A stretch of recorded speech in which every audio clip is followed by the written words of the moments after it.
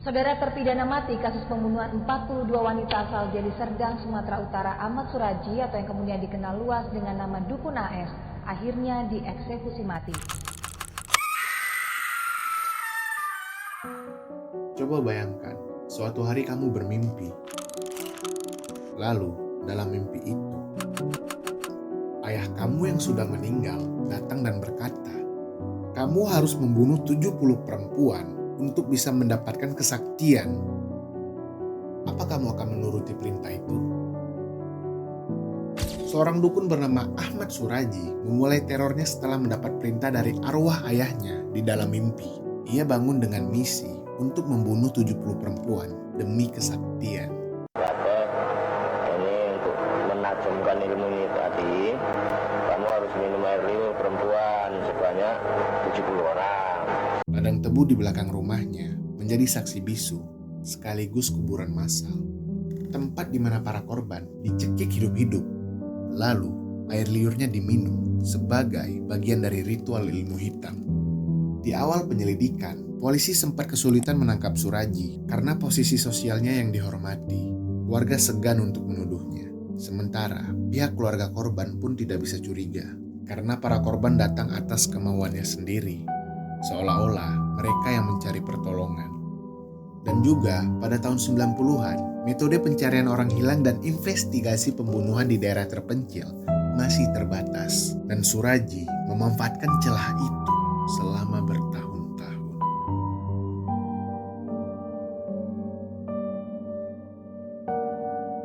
Kejadian ini berlokasi di pelosok Deli Serdang, Sumatera Utara. Ada sebuah kampung kecil yang dikenal dengan sebutan Kampung Dukun. Namanya Sei Semayang. Bagi masyarakat sekitar, dukun bukan sekedar orang pintar.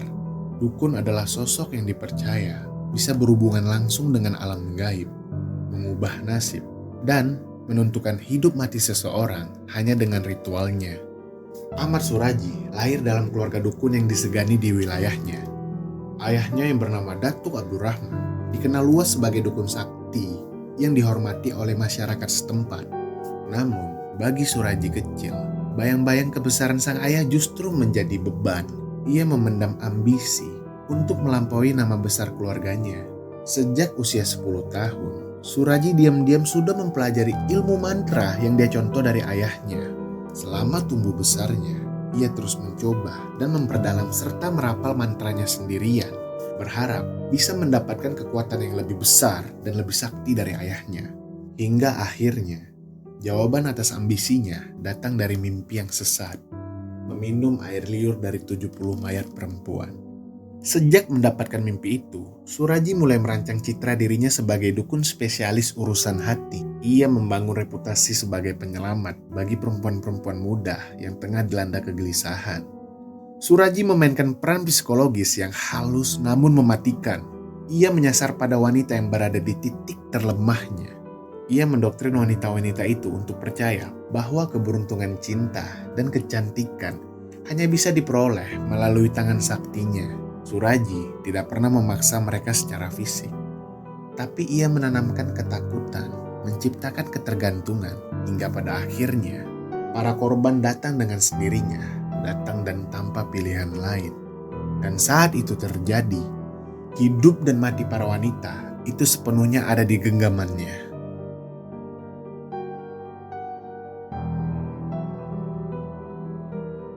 Udah tua aja bandel. Ya aku bilang, mama nggak ngelarang kau mau kawin 2, 3, 4, 5, aku rela, tapi orang lain. Jangan serumpun bubuk bambu diborong semua. Dalam menjalankan ritualnya, Suraji tidak sendirian. Ada 3 perempuan bersaudara, anak dari satu ibu dan satu bapak, yang menjadi istrinya. Tumini, Tuminah, Ngatia. Mereka bukan sekedar istri, mereka ikut mencari korban dan memanipulasi pikiran para wanita muda yang datang. Istri yang paling terlibat aktif adalah Tumini. Setiap kali korban mulai gelisah atau takut ketika menjalani ritual, istrinya lah yang turun tangan, berpura-pura menenangkan. Mereka meyakinkan korban bahwa ini hanyalah bagian dari ritual buang sial, sebuah proses pembersihan energi negatif dari tubuh mereka. Setelah korban berhasil dibuat percaya, korban diminta membuka bajunya, lalu disuruh masuk dan duduk di dalam lubang yang sudah digali, yang kurang lebih kedalamannya setengah badan dari korban, dengan mata tertutup sambil membaca mantra yang diberikan Suraji. Tapi saat mereka menutup mata, tali langsung melingkar di leher dan mereka dicekik sampai mati. Setelah itu, air liurnya diminum dan mayat langsung dikubur dengan posisi kepala menghadap ke rumah Suraji, agar energi dari mayat perempuan terus mengalir ke dirinya.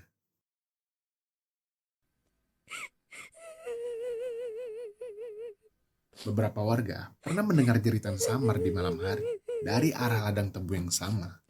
Mereka tahu ada sesuatu yang salah di sana, tapi siapa yang berani berbicara? Di kampung itu, lebih aman pura-pura tidak mendengar daripada ikut persoalan di kampung dukun yang bisa diyakini menghilangkan siapa saja tanpa jejak.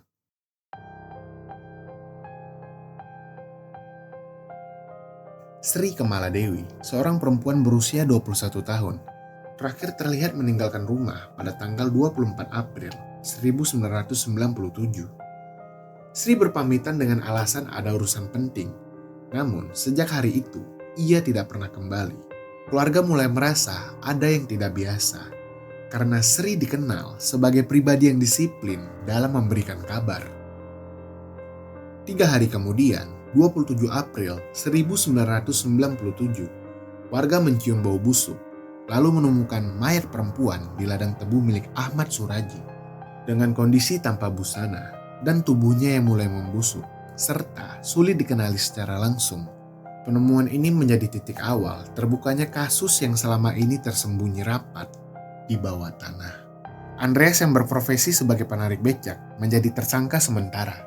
Berbagai rumor berkembang di tengah masyarakat, termasuk isu adanya konflik pribadi antara Andreas dan Sri. Namun, setelah diperiksa, Andreas memberikan kesaksian yang konsisten. Ia menegaskan bahwa dirinya hanya mengantar Sri ke rumah Ahmad Suraji dan tidak pernah lagi melihatnya setelah itu.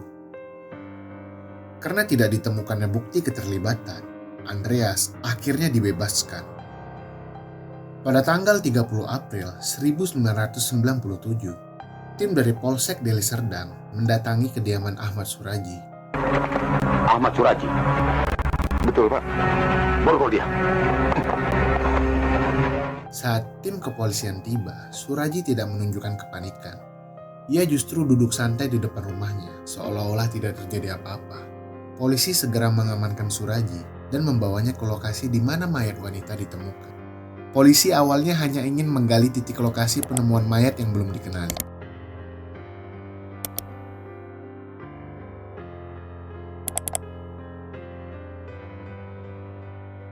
Mereka hanya berharap menemukan jasad Sri Kemaladewi sebagai bukti tambahan. Namun, apa yang mereka temukan justru di luar dugaan. Di balik lapis tanah pertama muncul lebih dari satu kerangka manusia. Galian semakin dalam, dan jumlah jasad-jasad yang sudah berbentuk tengkorak bertambah. Warga yang berdatangan menyaksikan secara langsung bagaimana ladang tebu itu berubah menjadi kuburan massal. Ahmad Suraji yang menyaksikan proses penggalian tanpa menunjukkan rasa bersalah, seolah-olah pemandangan itu adalah bagian dari rutinitasnya. Di rumah Suraji, polisi juga menemukan sebuah buku catatan kecil yang isinya sekitar 70 nama perempuan. Polisi menyebutkan catatan itu sebagai daftar target ritual. Meski tidak semua nama berhasil diidentifikasi secara lengkap, sebagian besar nama dalam daftar itu telah dicoret, menandakan bahwa mereka telah menjadi korban.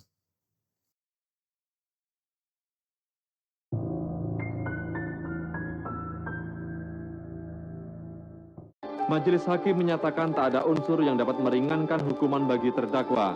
Ahmad Suraji dinyatakan secara sah melanggar pasal 340 KUHP. Selain dijatuhi vonis mati, terpidana Ahmad Suraji juga diwajibkan membayar ongkos perkara Rp7.500. Kasus Ahmad Suraji akhirnya sampai di meja hijau Pengadilan Negeri Lubuk Pakam pada tanggal 11 Desember 1997. Jaksa penuntut umum mendakwa Ahmad Suraji dengan 42 kasus pembunuhan berencana pada tanggal 27 April 1998. Majelis hakim menjatuhkan vonis mati kepadanya.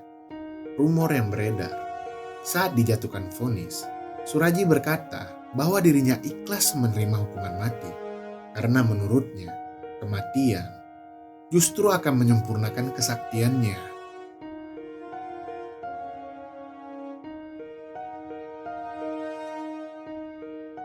Pada tanggal 10 Juli 2008, eksekusi mati Ahmad Suraji dijalankan tanpa sorotan publik. Di balik tembok tebal, Lapas Tanjung Kosta Medan, peluru dari regu tembak menembus tubuhnya.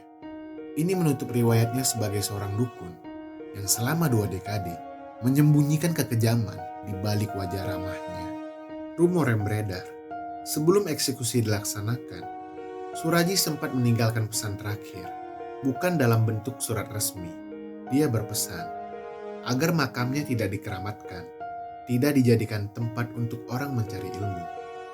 Dan dia menyebutkan arwahnya akan tetap ada di ladang tebu, tempat dia menanam jasad-jasad perempuan yang menjadi korban ritual hitamnya. Lalu saya minta mereka untuk menutup mata. Dengan gampang dan cepat saya cekik leher mereka. Matanya itu seperti ngelihat saya dan mohon biar gak saya bunuh. Oh iya, tadi saya kelewatan ya. Jadi saat mereka pingsan, langsung saya buka mulut mereka dan air liurnya saya hisap. Saya baca mantra.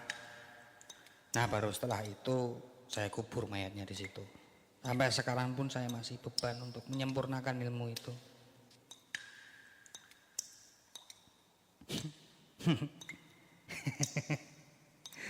Mbak, mungkin Mbak mau jadi tumbal saya untuk menyempurnakan ilmu saya. Pak Sipir, Pak Sipir, buka pintunya Pak, saya sudah selesai wawancaranya.